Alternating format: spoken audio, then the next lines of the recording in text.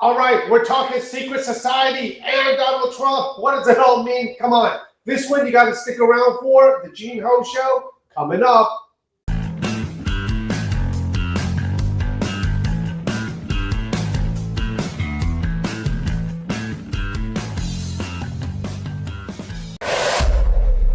Welcome everyone to the Gene Ho Show, and I hope that you're having a great week. This has been wonderful lately. We've been doing a lot with the America 250th anniversary birthday, the new publication. So we're really excited about that. Sales are going well. People are getting it into their homes. People are receiving it right now as we speak, but there's a lot to talk about. And I'm going to talk about one of the most common questions I had all along when I was Donald Trump's photographer. Okay. Let's review everything. All right. Number one, the most common question I've had with Donald Trump is, what is he in real life? What is he in person? I'm going to talk about that. Then the next question is, what is Melania Trump like? Now, here's the thing. Could anyone think about the third question? Probably the most common question I get when it came to Donald Trump has to do with this show. Basically, is there someone else behind the scenes telling Donald Trump what to do? Basically, is he a puppet? Is he a member of a secret society? Is there people behind the scenes telling him what to do? So we're going to discuss all of that today, but I'll start off, and many of you know, but every once in a while, I'll have someone, they'll say, who is this man? Why are you listening to him? Okay, as a reminder, I was Donald Trump's personal campaign photographer from the very beginning, from 2015, about 4 months, 5 months, I don't know, 4 months, 5 months before the campaign even became a campaign, all the way until the last day, taking pictures of Donald Trump. The other thing is, after that, I took pictures of him as President of the United States, all right? And also, in 2020, I was back with the campaign, working for the campaign with Donald Trump Jr., by the way, was assigned to take pictures of him in, of all places, Mount Rushmore, basically Rapid City, South Dakota, and that whole area, when they had the fireworks. It was wonderful. Okay, let's break it down for you, because this is a lot of fun, because I want to answer the questions that people have. Here we go. Number one, what is Donald Trump really like? I won't say completely different, but he is the same Donald Trump that you see at the rallies. That Donald Trump, where he's just joking around, having fun, imploring people, that is the real Donald Trump. He is a very nice person in real life. When I say real life, what I mean is that you have a lot of people in the media that loves the sound bites of him being nasty to the media.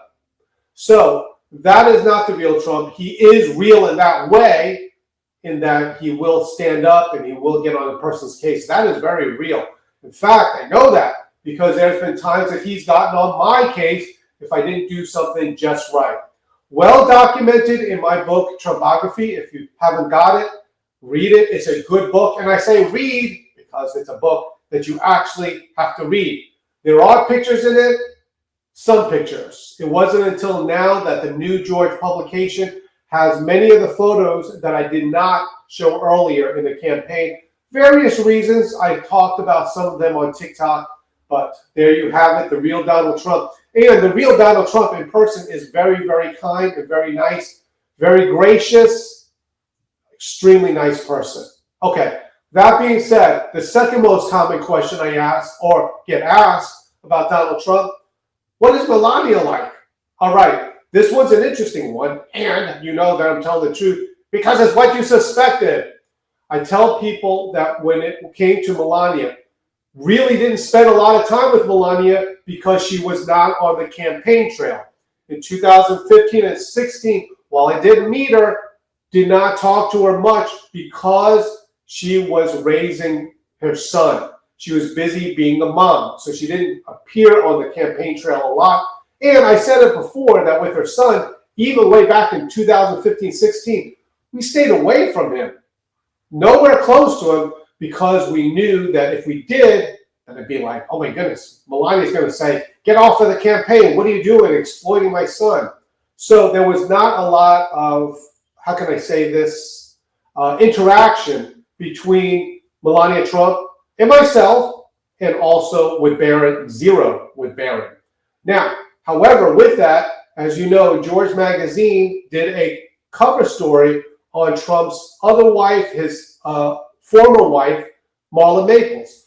To do this, we published photos of Tiffany's wedding in the George Magazine. You should see it and check it out.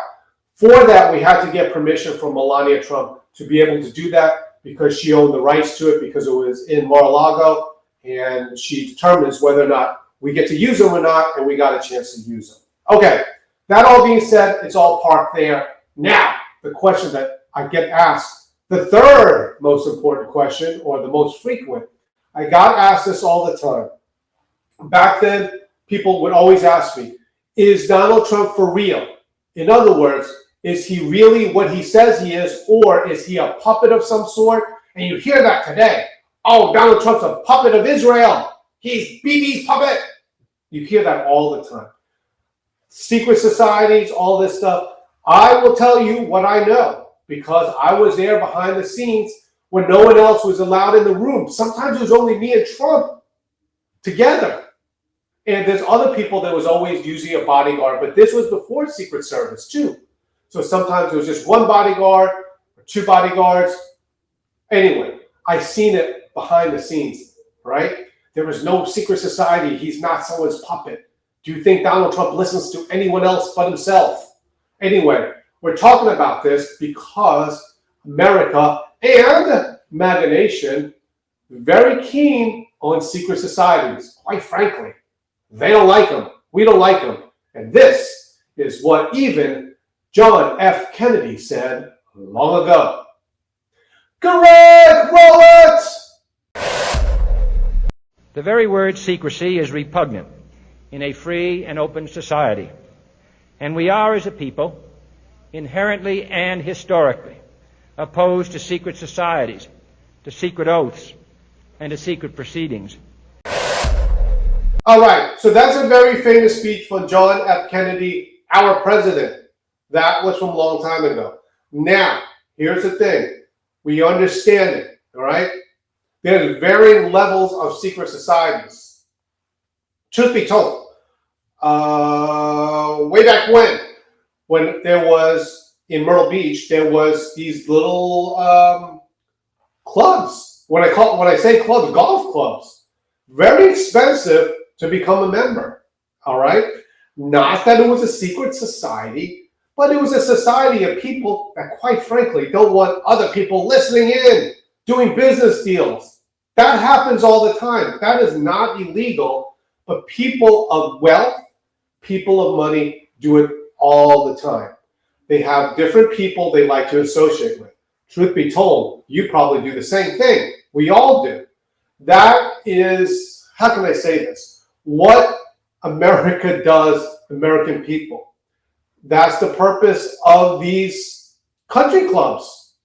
They pay a lot of money for you to join their club, and by joining it, you know that the other people there are people of wealth, people of money. And so you're rubbing shoulders with these type of people. It's not necessarily a secret society. It might be a closed society, but certainly not secret. They're there, and they do it all the time. It's like that in almost every different state. They have these little clubs, and they even vote people in because they want people of means. Quite frankly, let me just tell you this.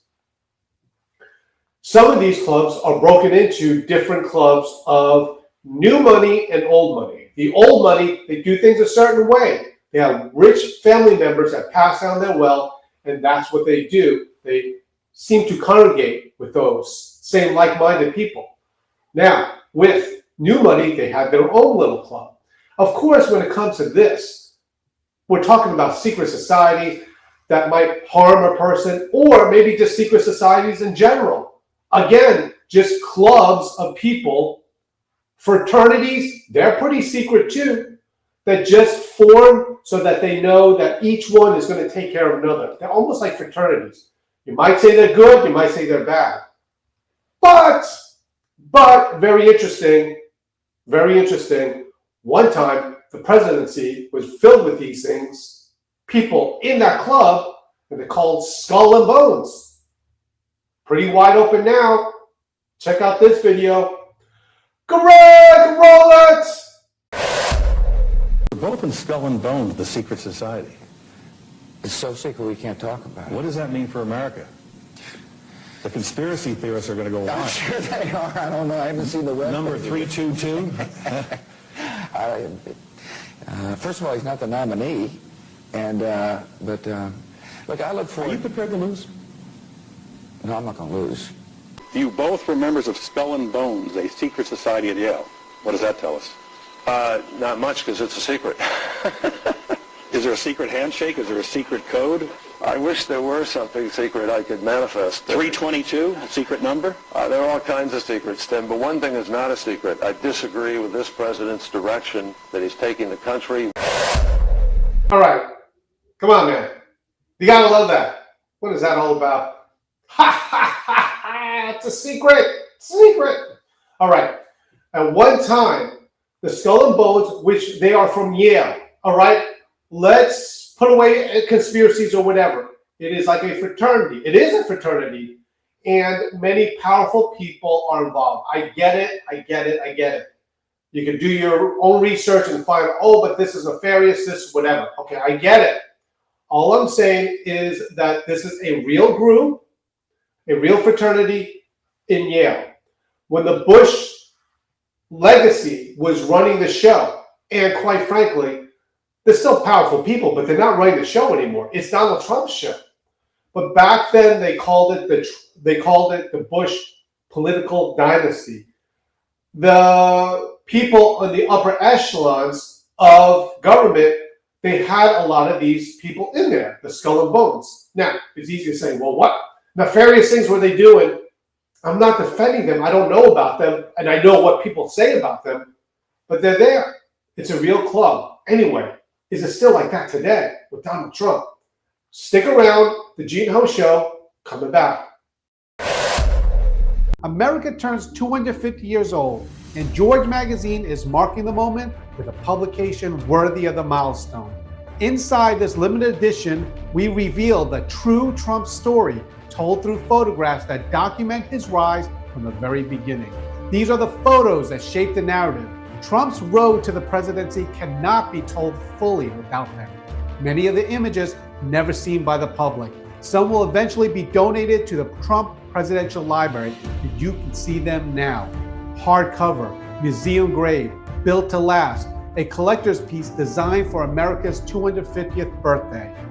Never seen before Trump photographs from Trump's early journey, stunning images of America the Beautiful, quotes from American presidents, all new pages of hints of what's coming next. Only 1776 copies available, each one signed by me. Once they're gone, they're gone. So get yours today at georgemagazine.com.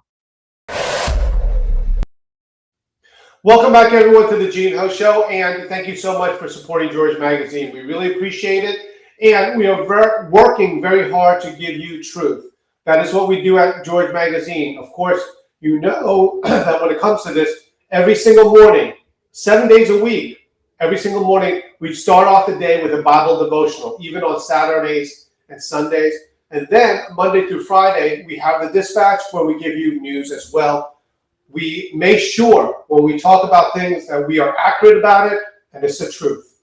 Okay, let's talk about this. Here we go. Donald Trump, and the question was, of course, is Donald Trump compromised? Is he part of a secret society? Is he part of a group of people that have a hidden agenda outside of this? Okay, we are all familiar with different clubs and different fraternities. Quite frankly, and I'll just mention it, like the Masons and all this stuff. Okay, if you could just put that in the most basic term possible, in other words, yes, I am sure that in all types of organizations and peoples, that there are people that kind of take care of one another, okay? Just going to say that. I'll give you an explanation of it in a simple way. You have someone that you know of is a police officer, and then he works as a police officer, and somebody gets a ticket that you know. I cannot be the only one that has heard stories about this where they say, hey, you think you could get me out of this ticket? And lo and behold, the ticket goes away.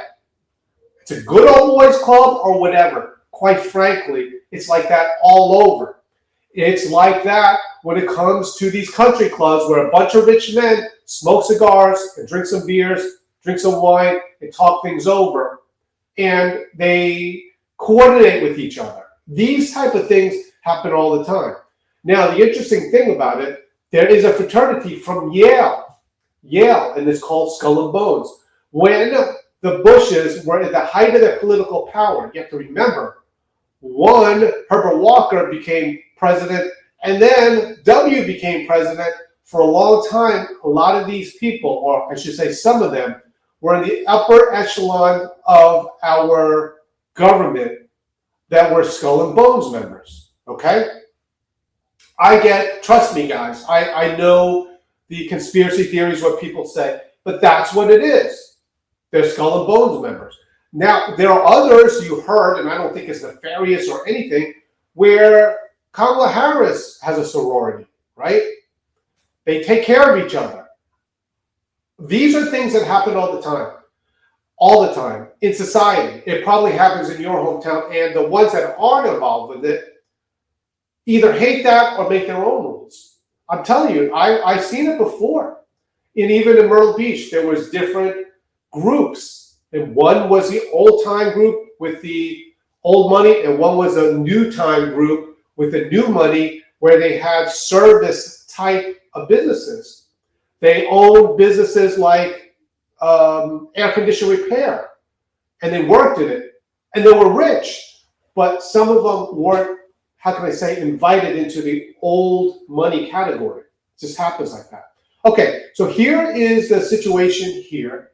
We're talking about Donald Trump. What I know of him, no.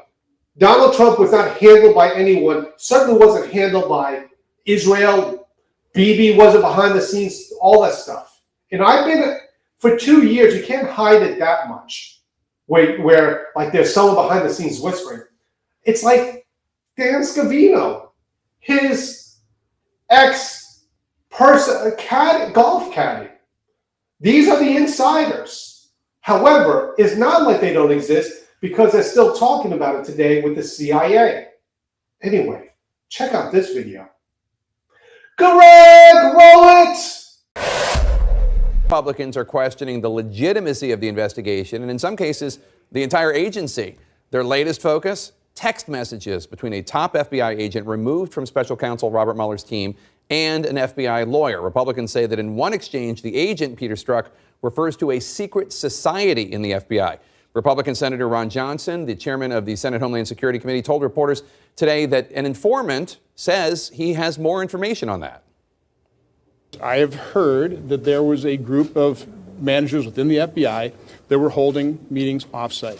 That's all I know. So, and then, again, all I said was when Strzok and Page described, as they described it, a secret society, that didn't surprise me because I had, I guess, corroborating information potentially.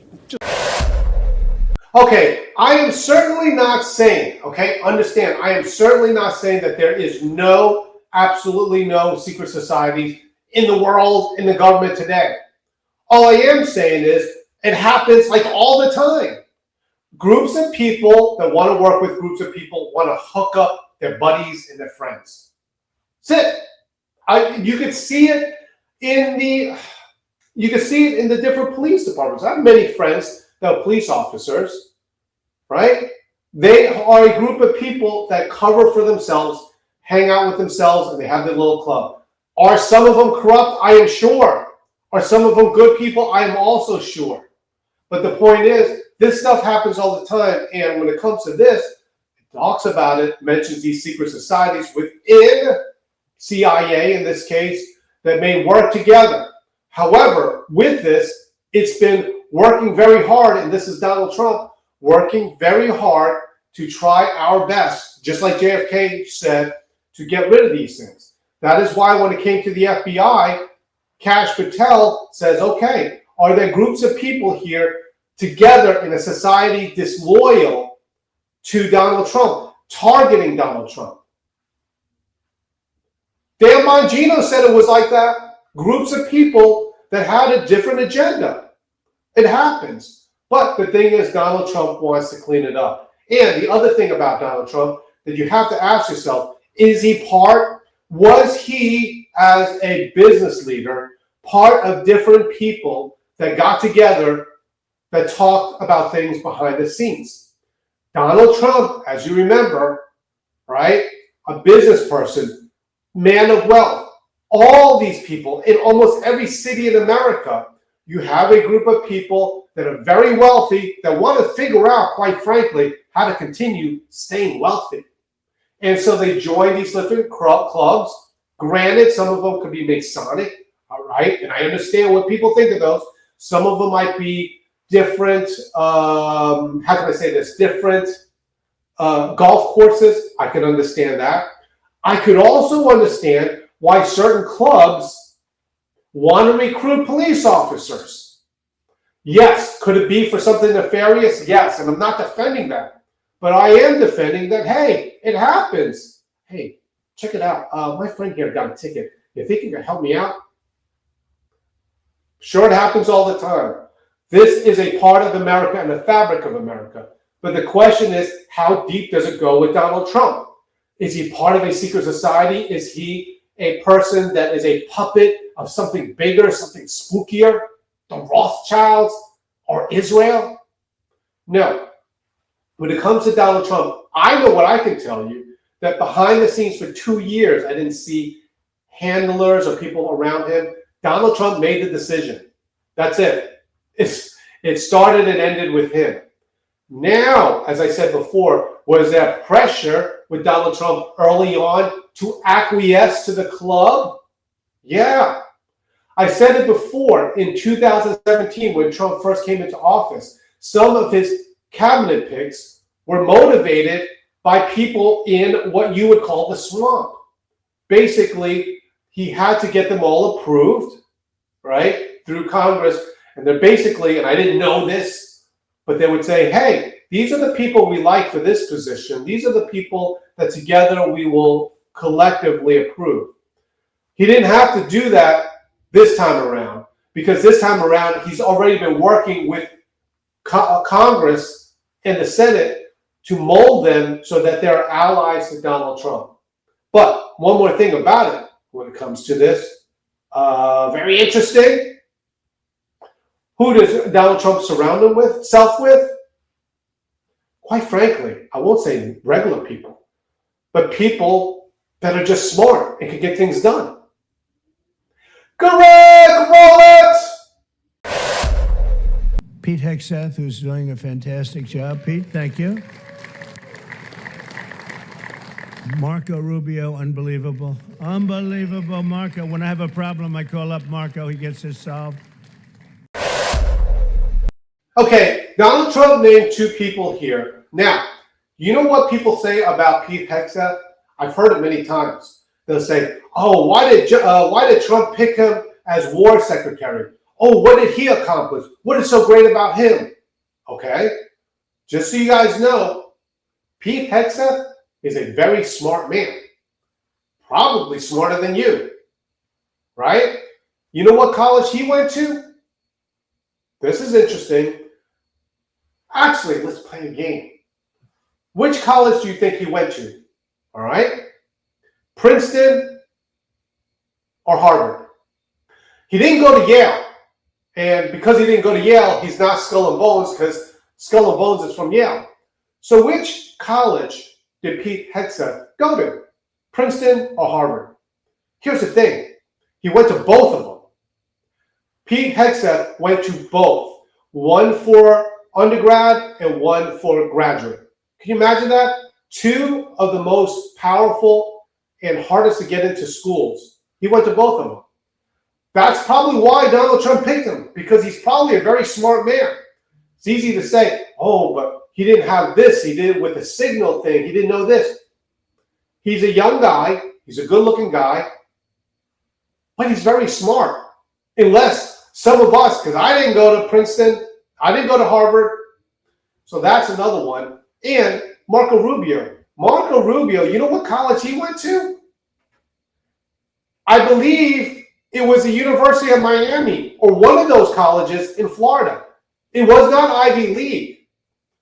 That's where Marco Rubio went, but he worked his way up to become a United States Senator, which is very hard to do. And in the meantime, Donald Trump actually got on a case about it one time. His house, or at least when he was running for president, very, very modest. He wasn't living in a mansion. He was a United States Senator with a modest house. And now, if you see, he has done very well as Secretary of State. So these are the people that Donald Trump has surrounded himself with. Okay, stick around. When we come back, we're going to finish the show. You're watching The Gene Ho Show. Hey friends, I want to tell you about Azure Standard because if you're like me, you want your food clean, healthy, no GMO, stuff like that. Now, for me, it's pretty easy because I have my own homestead, have our own eggs, chicken, all that stuff. But there's still some things I can't get almost anywhere, so I use Azure Standard. I've been using them for about a year now. It's very simple. Just go to azurestandard.com, scroll through it, buy what you want. The way we get it shipped to us is we use a drop point. Very simple. Once a month, we pick it up at this drop point, and the best part about it, we meet a lot of people like-minded, like me and you, who care about our food, making sure it's healthy, and we meet a lot of friends that way. So check them out, azurestandard.com. Welcome back, everyone, to the Gene Ho Show, and I hope that you enjoyed this show. Basically, with this, it's giving you the confidence to understand that things are different from the way they were before. Now, with the Bush administrations, both of them, they hooked up their friends, right? Their friends in a certain club. I get it with all this. It's like secret societies and all this stuff. But at the same time, that's what they did. That group of people, and when the Bushes were in office, a lot of the people were filled with, or some of the people in the government was filled with Skull and Bones members. With Donald Trump, it's not like that. And how do we know? Because all Skull and Bones members, who knew, went to Yale. Donald Trump, I think, might have one person in this administration, I think at a high level, that went to Yale. Not that he was shutting people out from Yale, but as you see, he picks whoever it is that could get the job done. So that is the legacy of Donald Trump. He is a person that, quite frankly, just wants to get things done. You've seen it with who he picks. And the other thing you've seen it when he got his choice this time, without pressure from a Congress that would have said, nope, we're not putting this person in, or nope, we're not going to put this person in. He pretty much has control over the Republican Party, and that in itself is his own little club. But it's certainly not secret because we know the people around him, and they're very much out in the open. So it's a whole different ballgame now. Yes, do people work together in little clubs and little cliques, little businesses that kind of scurry over the money, the jobs, the job bidding to certain people that they know? I'm sure it happens all the time. But when it comes to this, it's not like it's pure as a driven snow, because I am sure Donald Trump knows people that he works with and feels comfortable with, and that becomes his own little club. Anyway, thank you so much. You're watching The Gene Ho Show, and we will see you next week. Thanks for checking us out. Don't forget to go to georgemagazine.com and sign up for the Dispatch. It's free. Get the emails and the news stories. And check us out Monday through Friday, 5 o'clock Eastern Standard Time. You can check us out on Facebook and YouTube. We'll see you then.